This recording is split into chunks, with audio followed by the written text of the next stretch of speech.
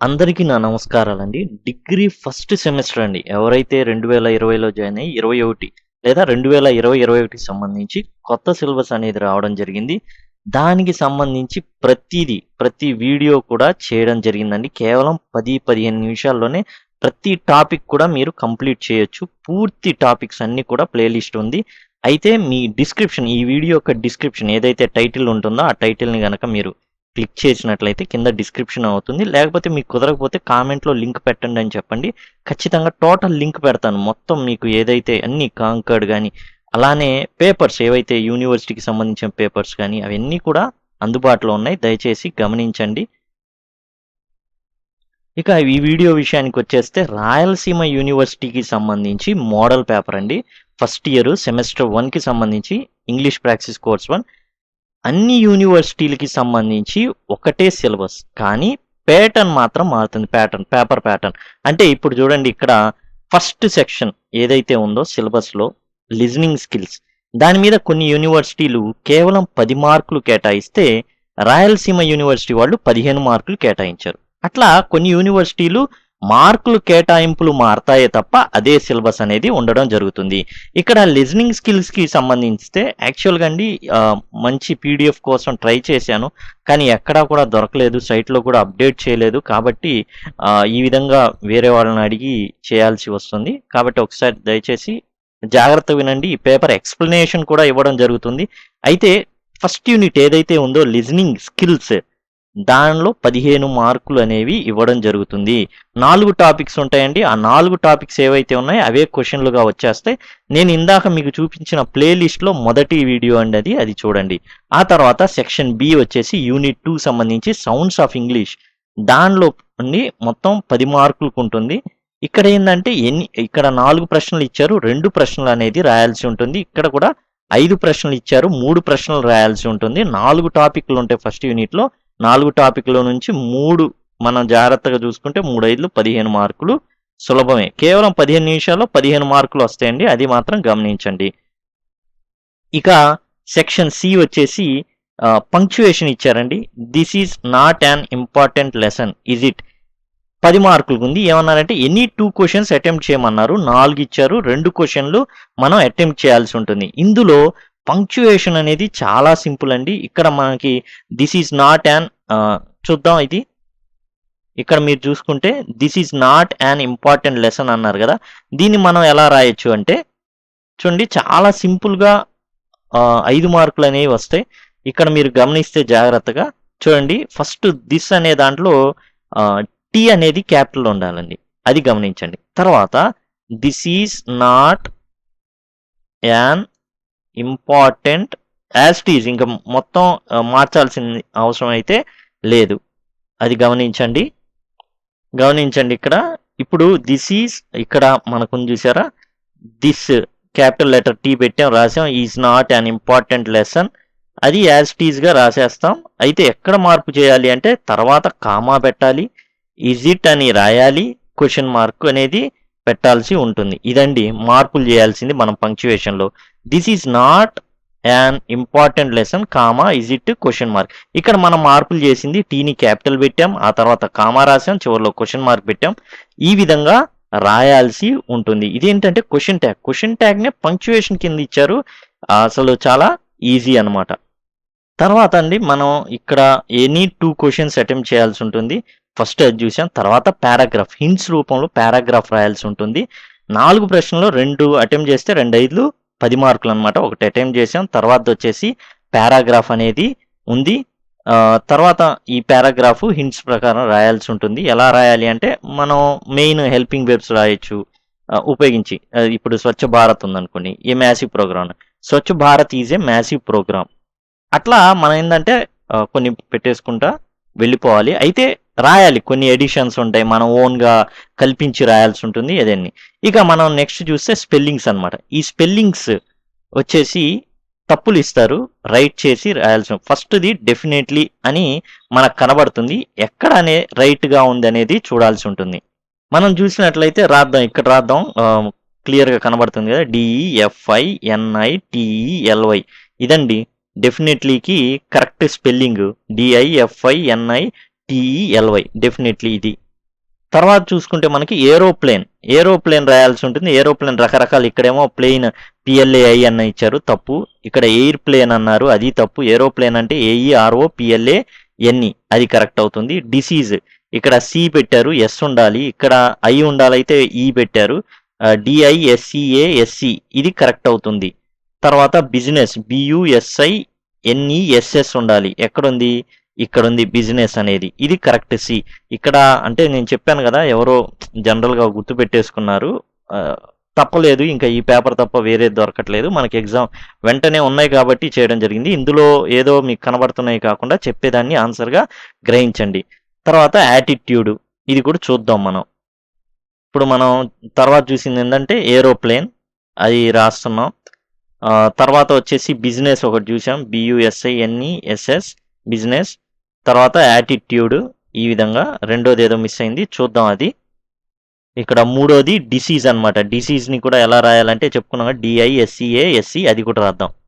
అది మూడోది రాద్దాం, అది కూడా. ఏంటంటే ఒక మీకు ఈజీగా డిఐఎస్సిఏఎస్సి డిసీజ్, ఈ విధంగా ఇవండి. జస్ట్ ఏముంది, ఏదైతే క్వశ్చన్ ట్యాగ్ ఇచ్చారో పంక్చుయేషన్లో అది రాసాం, ఒక 5 మార్కులు. ఆ తర్వాత 5 స్పెల్లింగ్లు రాసాం, 5 మార్కులు కవర్ అయిపోయింది. తర్వాత ఏం చెప్పారు, ఓ పారాగ్రాఫ్ రాయమన్నారు. కాబట్టి ఈ 4ట్లో 2 మనం అటెంప్ట్ చేసేసాం. ఏదైనా 2, 2 5 10 మార్కులు. తర్వాత సెక్షన్ డీకి వెళ్ళినట్లయితే స్వాట్ అనాలిసిస్ లేదా స్వాక్ అనాలిసిస్, అది పాజిటివ్ థింకింగ్ గురించి అడిగారు. టైప్స్ ఆఫ్ యాటిట్యూడ్, ఇందులో దరిదాపులుగా ఎన్ని క్వశ్చన్స్ ఇచ్చారంటే 5 క్వశ్చన్లు ఇచ్చారు. 5 క్వశ్చన్లలో 3 మనం అటెండ్ చేయాల్సి ఉంది. ఈ స్వాట్ అనాలిసిస్ కానివ్వండి, పాజిటివ్ థింకింగ్ కానివ్వండి, యాటిట్యూడ్ కానివ్వండి, తర్వాత ఇచ్చినటువంటి టెలిఫోన్ ఎటికెట్ కానివ్వండి, dos and don'ts telephone etiquette, ఇవన్నీ కూడా డిస్కస్ చేసుకోం. ప్రతిదీ ఇక్కడ ఉన్నవన్నీ కూడా మనం ప్లేలిస్ట్లో డిస్కస్ చేయబడి ఉన్నాయి. ఆ ప్లేలిస్ట్ మొత్తం చూడండి, ఒక్కొక్కటి 10 నిమిషాలే ఉంటుంది. టోటల్ 2 or 3 అవర్స్లో మీరు కంప్లీట్ చేసేస్తారు. ఇక మనం అక్కడ మనం చూసుకున్నాం, 5 ఇచ్చారు, 3 రాయాలి, 3 5 15 మార్కులు. అవన్నీ కూడా 5th యూనిట్లో ఉన్నాయి అనమాట. 5th యూనిట్కి సంబంధించి 15 మార్కులు ఉన్నాయి. ఫస్ట్ యూనిట్ 15 మార్కులు ఉన్నాయి. తర్వాత గ్రామర్ విషయానికి వచ్చేస్తే ఇక్కడ మీరు చూడండి, వెర్బ్ ఫార్మ్స్ అన్నారు. ఇదేంటంటే టెన్సెస్కి సంబంధించింది అనమాట, లేదా సూటబుల్ వెర్బ్ ఫార్మ్స్. ఓకే, ఇక్కడ ఏం చేశారంటే కాంకార్డ్ సబ్జెక్ట్ వెర్బ్ ఏదైతే ఉందో, సబ్జెక్ట్ వెర్బ్ అగ్రిమెంట్ అంటారు కాంకార్డ్ని, టెన్సెస్ని, ఈ 2 కూడా మిక్స్ చేసి ఇచ్చేశారండి. దానివల్ల ఏంటంటే 2 కలిపి కొట్టేశారనమాట. 2 యాక్చువల్గా ఒకటే, సబ్జెక్ట్ వెర్బ్ అగ్రిమెంట్, మీకు వెర్బ్ ఫార్మ్స్ దరిదాపులుగా ఒకే రకంగా ఉంటాయి. కాబట్టి 2 కలిపి 4 మార్కులకి ఇచ్చేశారు. అవి ఇప్పుడు మనం చూద్దాం అనమాట. ఇప్పుడు చూడండి, ఇక్కడ we daily dash tennis in college ground. ఇక్కడ మనం చూసుకుంటే, ఇక్కడ చూసుకోండి, ప్రాక్టీస్ అని ఇచ్చారు కదా. జనరల్గా ఇక్కడ ప్రాక్టీస్ అనేది నౌన్ అండి. ఇది నౌన్ అనమాట, రాయాల్సిందేమో వెర్బ్. వి డైలీ ప్రాక్టీస్, ప్రతిరోజు మేము టెన్నిస్ని ప్రాక్టీస్ చేస్తాము అని రాయాలి. అప్పుడు ఏమొస్తుందంటే PRACTISE అని వస్తుంది. అదే హీ అని ఉంటే చివరిలో ఎస్ వస్తుంది, హీ డైలీ ప్రాక్టీసెస్ అని వస్తుంది. తర్వాత my friend dash call me when I was watching TV yesterday. మా ఫ్రెండ్ ఏం చేశాడు, నేను టీవీ చూస్తున్నప్పుడు ఏం చేశాడంటే నన్ను పిలిచాడు. టీవీ చూస్తున్నప్పుడు నన్ను పిలిచాడు మా ఫ్రెండ్. అదేమవుతుంది అంటే, ఒకటేమో పాస్ట్ కంటిన్యూస్లో ఉంది, జంట టెన్స్లో ఉంటాయి అనమాట. అందులో పాస్ట్ సింపుల్ పాస్ట్ ఒకటి అండ్ పాస్ట్ కంటిన్యూస్ ఒకటి జంట, ఇంకోటి పాస్ట్ పర్ఫెక్ట్, ఇంకోటేమో సింపుల్ పాస్ట్ పాస్ట్ కంటిన్యూస్తో ఒక జంటగా, సింపుల్ పాస్ట్ పాస్ట్ పర్ఫెక్ట్తో ఒక జంటగా ఉంటాయి. ఇక్కడ ఐ వాజ్ వాచింగ్, ఇది పాస్ట్ కంటిన్యూస్ అని తెలిసిపోయింది. ఇప్పుడు మై ఫ్రెండ్ కాల్డ్ అంటే సింపుల్ పాస్ట్లో వెర్బ్ యొక్క సెకండ్ ఫామ్ రాయాలి. కాబట్టి my friend called me when I was watching TV yesterday. తర్వాత Sridhar dash polytechnic course before he join engineering. మనం చెప్పుకున్నాం సింపుల్ పాస్ట్ పాస్ట్ కంటిన్యూస్ ఆ జంట ఇచ్చాడు, తర్వాత పాస్ట్ పర్ఫెక్ట్ సింపుల్ పాస్ట్ అది ఇచ్చాడు. దాని ప్రకారం ఏమవుతుందంటే హ్యాడ్ కంప్లీటెడ్ అనేది రావడం అనేది జరుగుతుంది. ఇప్పుడు హ్యాడ్ కంప్లీటెడ్ అనేది ఇక్కడ రాయాలి. శ్రీధర్ హ్యాడ్ కంప్లీటెడ్, అది వచ్చేసి హ్యాడ్ కంప్లీటెడ్ అవుతుంది. హ్యాడ్ కంప్లీటెడ్ ఇది వస్తుంది. అది ఒకటి గుర్తుపెట్టుకోండి. మొదటిదేమో ఈ విధంగా ఆన్సర్లు పెట్టేసేయండి. వి డైలీ ప్రాక్టీస్, తర్వాత కాల్డ్, తర్వాత హ్యాడ్ కంప్లీటెడ్. ఇక్కడ we dash live in Gandhinagar since 2015, 2015 నుంచి మేము అక్కడ ఉంటున్నామని. దీనికి ఏం రాయాలంటే వి వచ్చింది కాబట్టి హ్యావ్ రాస్తాం. ఇది ప్రెజెంట్ పర్ఫెక్ట్ కంటిన్యూస్ టెన్స్లో తెలపాలన్నమాట. అందుకని మనం ఏం చేస్తామంటే has or have plus been plus V4 అనేది మనం రాయడం జరుగుతుంది. హ్యావ్ రాసాం, బీన్ రాసాం, V4 రాసాం. Have been living, we have been living in Gandhinagar since 2015. ఈ విధంగా సిన్స్ 2015 నుంచి ఉంటున్నాం అలా అంటే ప్రెజెంట్ పర్ఫెక్ట్ కంటిన్యూస్ టెన్స్ని వాడాల్సి ఉంటుంది. ఎందుకని ఒకవేళ మరి పాస్ట్ పర్ఫెక్ట్ కంటిన్యూస్ ఎప్పుడు వాడతామంటే 2 సంవత్సరాలు ఇస్తే, ఎలా ఫ్రమ్ 2015 to 2020 అలా ఇచ్చాడు అనుకోండి, అప్పుడు వీ హ్యాడ్ బీన్ లివింగ్ అనేది రావడం జరుగుతుంది. డైలీ కాబట్టి సింపుల్ ప్రెజెంట్ టెన్స్. ఇక్కడ ఈ 2, 3 వచ్చేసి ఏంటంటే combinations. Simple past, past perfect combination మూడోది అయితే, simple past and past continuous అనేది రెండోది అనమాట. ఇది వచ్చేసి ప్రెజెంట్ పర్ఫెక్ట్ కంటిన్యూస్ టెన్స్. ఇప్పుడు ఆర్టికల్స్ అండి. ఇందాక మనం వెర్బ్ ఫార్మ్స్ చూసాం, లేకపోతే కాంకాడు వెర్బ్ ఫార్మ్స్ 2 కూడా కలిపి కొట్టేశారు. అక్కడ ప్రాబ్లం ఏం లేదు, 2 కూడా ఒకే రకంగా ఉంటాయి. అంటే సబ్జెక్ట్ వెర్బ్ అగ్రిమెంట్ అవ్వడం ఒకటి, అక్కడ కూడా వెర్బ్ ఉంది. వెర్బ్ ఫార్మ్స్ అంటే V2నా, V3నా, V4, has plus been plus V4 ఇవన్నీ కూడా ఓకే. అవి 4 మార్కులకి ఇచ్చేశారు. ఇప్పుడు వచ్చేసి ఆర్టికల్స్ అనమాట. ఇక్కడ మనం చూసుకుంటే dash USA is member of the alliance. ఇక్కడ దా వస్తుందా, ఏ వస్తుందా, యాన్ వస్తుందా, అసలు నో ఆర్టికల్ రాదా అంటే ఇక్కడ మనకి దా వస్తుంది. కారణం ఏంటంటే United states of America. United states of America అని అంటున్నాం అంటే ఒకటి కాదు, ఒక గుంపు అన్నమాట. దా యూకే అంటాం, యునైటెడ్ కింగ్డమ్. ఎందుకని ఇంగ్లాండ్, స్కాట్లాండ్, ఐర్లాండ్, వేల్స్ ఇవన్నీ కలిపితే అప్పుడు యునైటెడ్ కింగ్డమ్ అవుతుంది. అంటే ఒక గ్రూప్ అన్నమాట. అది తెలియజేయడానికి దాన్ని మనం వాడతాము. The USA is member of an alliance. తర్వాత I have dash uncle in Bengaluru. దీనికి ఏ వస్తుందా, యాన్ వస్తుందా? జనరల్గా AEIOU గనక ఆ నుంచి అమ్మహా వరకు ఏవైతే ఉన్నాయో అచ్చుల రకంగా పలికిందనుకోండి, AEIOU, యు ఇక్కడ ఆలాగా పలుకుతుంది గమనిస్తే అంకుల్. కాబట్టి అలాంటి వాటికి యాన్ అనేది రావడం జరుగుతుంది. అది మనం గమనించాలి. ఓకే, యాన్ అనేది వస్తుంది. I have an uncle in Bengaluru. ఓకేనా? Next, it is dash honour for me to receive the award. ఇక్కడ మనం సార్ AEIOU వచ్చినప్పుడు అలాగా పలికితే యాన్ అన్నారు.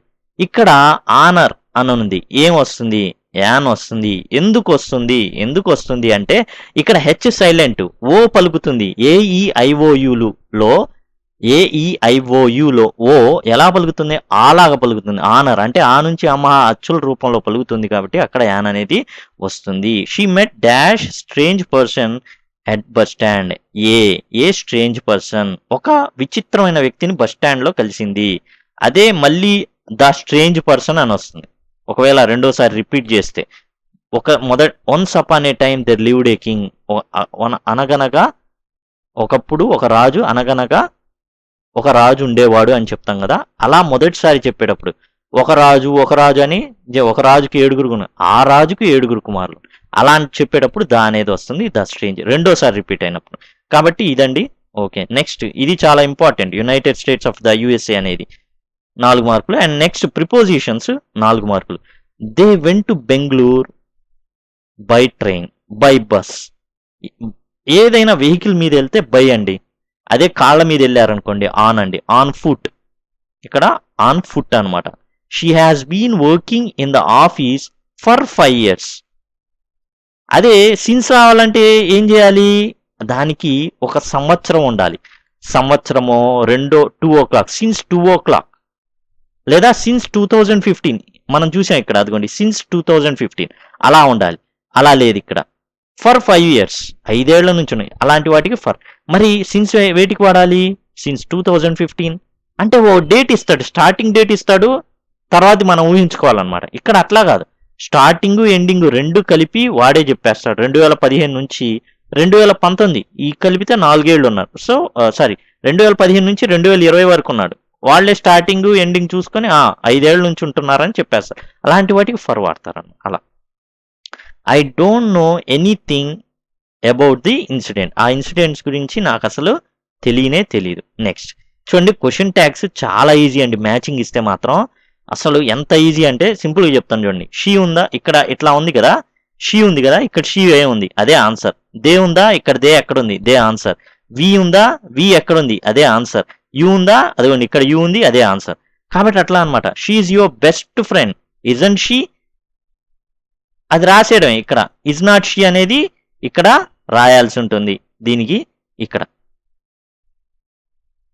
అలానే they are from Australia, are not they, we have paid, have not we, you are not showing interest, are you అని రావాలి. Okay, anyhow ఇట్లా ఇచ్చారు కాబట్టి ఇక్కడ ఉన్నది అదొక్కటే కాబట్టి, ఎందుకంటే ఇక్కడ నెగిటివ్ ఉంది ఆల్రెడీ, అందుకని are you are not showing interest, are you అన్న, కాబట్టి అట్లా మనం చూస్ చేసుకోవాల్సి ఉంటుంది.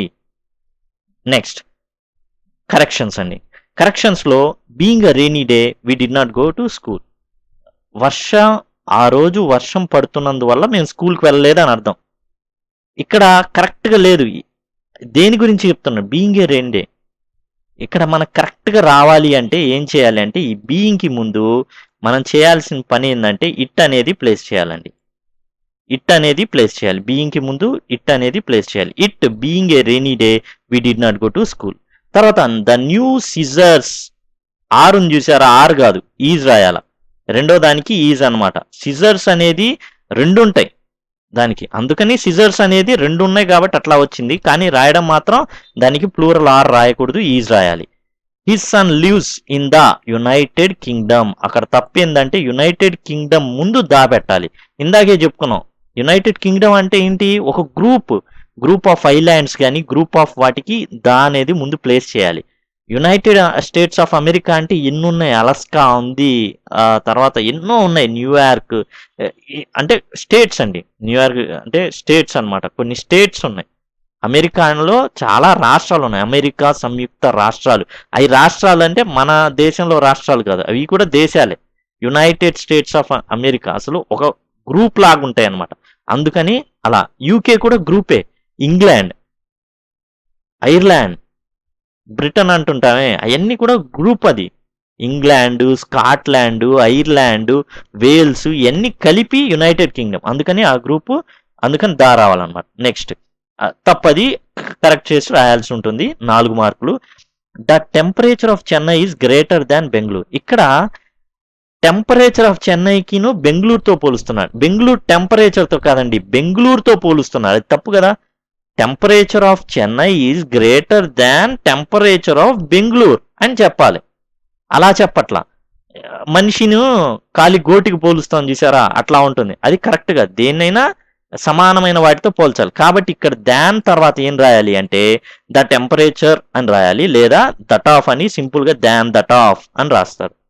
The temperature of Chennai is greater than that of Bengaluru, ఆ విధంగా రాయాల్సి ఉంటుంది. తర్వాత మనం ఇక్కడ వాయిస్ అనేది చూద్దాం. చూడండి, స్టూడెంట్స్ లైక్ మూవీస్, దీన్ని ప్యాసివ్ వాయిస్లోకి మార్చమన్నారు. ముందు ప్యాసివ్ వాయిస్లోకి మార్చాలి అంటే సబ్జెక్టు ఏది, students, like verb, movies object, ఆబ్జెక్ట్ని సబ్జెక్ట్కి మార్చాలి అంటే మూవీస్ ముందు రాయాలి. తర్వాత రాసిన తర్వాత హెల్పింగ్ వెర్బ్ని రాయాలి, ఆర్. రాసిన తర్వాత వెర్బ్ యొక్క థర్డ్ ఫామ్ రాయాలి. లైక్ అనేది ఉంది, దానికి డి చేరిస్తే వెర్బ్ యొక్క third form, movies are liked. తర్వాత బై అనే ప్రిపోజిషన్ రాయాలి. తర్వాత సబ్జెక్ట్ని ఆబ్జెక్ట్గా మార్చాలి. ఇవి రూల్స్ అండి. Movies are liked by students, students like movies, movies are liked by students. ఇదన్నమాట, ఈ విధంగా రాయాల్సి ఉంటుంది. తర్వాత ప్యాసివ్ వాయిస్లో మార్చమని ఇంకోటి ఇచ్చారు, Radha is painting a picture. మనం ఏం చెప్పుకున్నాం, ఆబ్జెక్ట్ని సబ్జెక్ట్గా మార్చాలి. ఏ పిక్చర్ రాశాం. ఆబ్జెక్ట్ అంటే ఏం లేదండి, చివర తోకలాగా ఉండేది, చివర ఉండిద్ది. సబ్జెక్ట్ అంటే ముందు ఉంటుంది. ఇక్కడ హెల్పింగ్ వెర్బ్, ఇదేమో మెయిన్ వెర్బ్. ఏ పిక్చర్, హెల్పింగ్ వెర్బ్ రాయాలి, ఈజే. తర్వాత ఇక్కడ ఉన్న వెర్బ్ని వెర్బ్ యొక్క థర్డ్గా మార్చాలి. కానీ మార్చాలంటే ఇక్కడ ఇంక్ ఫామ్ ఉంది, ఆ ఇంక్ ఫామ్ని బయటికి లాగితే బీయింగ్ అవుతుంది. తర్వాత పెయింట్ని వెర్బ్ యొక్క థర్డ్ ఫామ్గా మారుస్తాం. తర్వాత బై అనే ప్రిపోజిషన్ రాస్తాం, సబ్జెక్ట్ని ఆబ్జెక్ట్గా మార్చేస్తాం.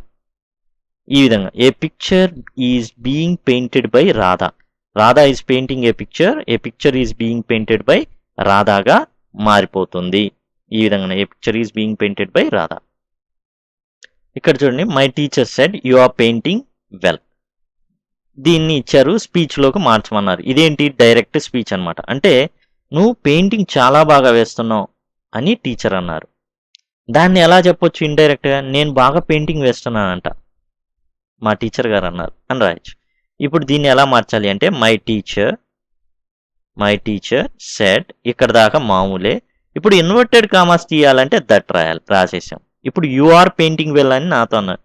ఇప్పుడు మనం ఏం చెప్తాం, నేను బాగా అని వస్తాం అంతే కదా. నువ్వు బాగా వేస్తున్నావు అని టీచర్ గారు అంటే నేను బాగా వేస్తున్నానే అనేగా మార్చినప్పుడు ఇది దట్ వచ్చింది. కాబట్టి మనం ఆర్ ఉంది అక్కడ, కానీ ఐకి ఏం రాయాలి, యామ్ రాయాలి. కానీ పాస్ట్ టెన్స్ అవుతుంది. ఎందుకు అవుతుంది, ఇక్కడ సెడ్ అవుతుంది కాబట్టి వర్జ్ వస్తుంది.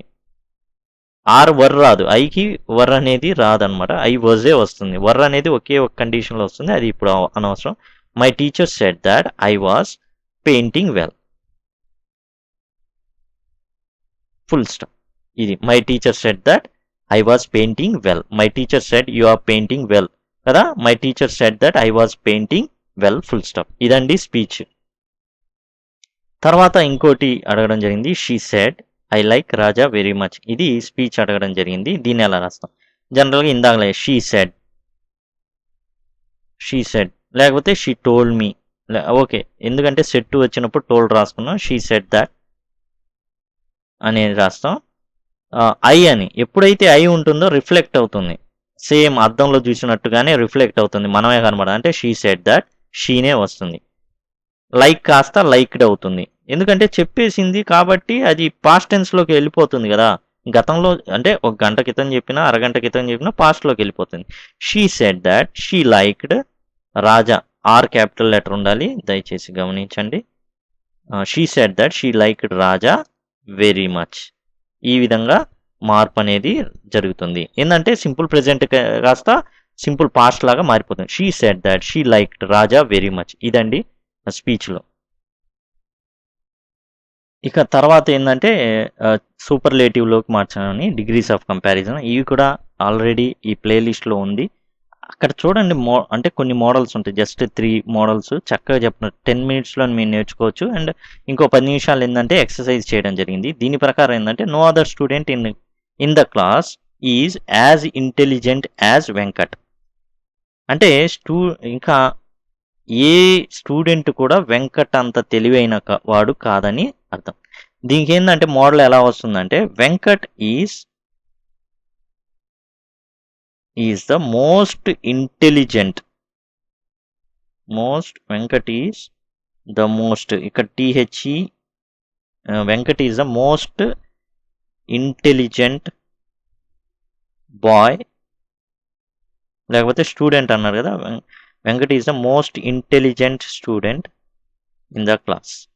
ఒకసారి ఆ మోడల్స్ అన్ని చూడండి, ఎందుకంటే నేను ఆ మోడల్ అన్ని చెప్తే మళ్ళీ ఇంకో 5-10 నిమిషాలు టైం తీసుకుంటుంది కాబట్టి మొత్తం ల్యాగ్ అయిపోతుంది. అందుకని నేను చెప్పట్లేదు. ప్లేలిస్ట్ నేను కింద డిస్క్రిప్షన్లో ఉంచుతాను. ఒకవేళ మీకు అర్థం కాకపోతే ఎక్కడి నుంచి తీసుకోవాలో జస్ట్ కామెంట్ పెట్టండి, లింక్ పెట్టమని.